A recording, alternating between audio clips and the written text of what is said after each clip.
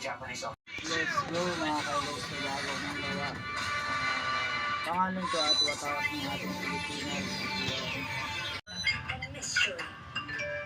Passionate pet lover din ako. I have 3 dogs and 1 cat.